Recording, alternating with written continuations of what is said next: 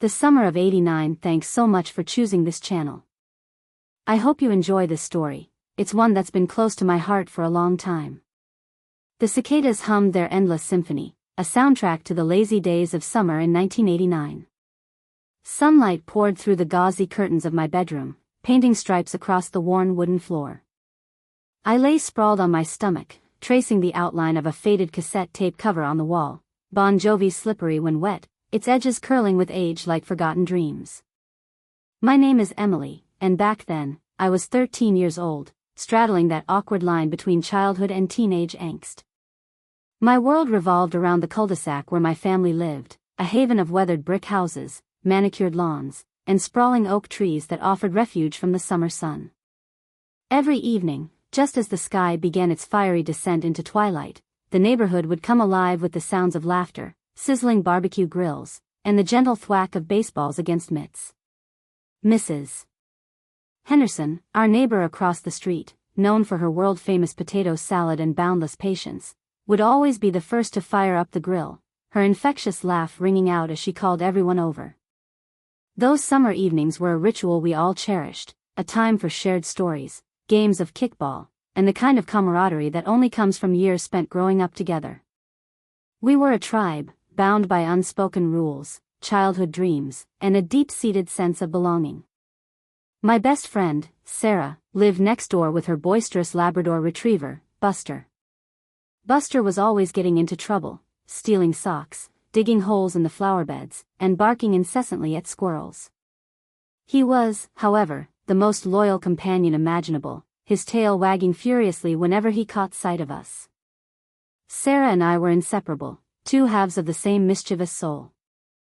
We spent our days building forts out of blankets and chairs, concocting elaborate lemonade stands, always with a handwritten sign proclaiming the best lemonade in town, and dreaming of adventures that awaited us beyond the confines of our neighborhood.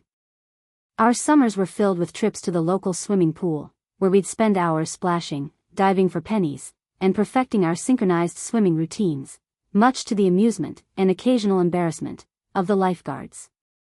We'd devour popsicles under the scorching sun, their sticky sweetness staining our lips and fingers a vibrant red. On rainy days, we'd retreat to Sarah's attic, a treasure trove of dusty board games, forgotten toys, and vintage comic books. The smell of old paper and musty wood filled the air as we lost ourselves in imaginary worlds, battling dragons, solving mysteries, and embarking on perilous quests. One particular summer evening etched itself indelibly into my memory. It was the annual Blockbuster night, a neighborhood tradition that began with a potluck dinner followed by a movie marathon under the stars. Everyone gathered in the park across the street from our houses, spreading blankets, unpacking picnic baskets overflowing with fried chicken, macaroni salad, and watermelon slices. As dusk settled, Mrs. Henderson set up her portable projector and screen. The flickering light danced on the faces of the gathered crowd as we watched Back to the Future, laughing at Marty McFly's misadventures and marveling at Doc Brown's eccentric inventions.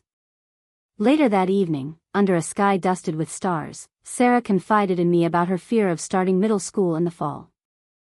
I understood her apprehension. It felt like we were standing on the precipice of adulthood, facing unknown challenges and uncharted territories.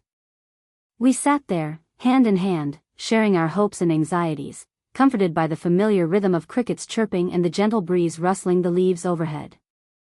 In that moment, surrounded by the warmth of our community and the unwavering bond of friendship, I realized that even though change was inevitable, some things, like love, loyalty, and the enduring power of human connection, would remain constant. But life, as it often does, threw us a curveball. The following year, Sarah's family moved away unexpectedly. The ache of her absence lingered in my heart long after the moving truck disappeared down the street. The summer after Sarah left felt empty and incomplete.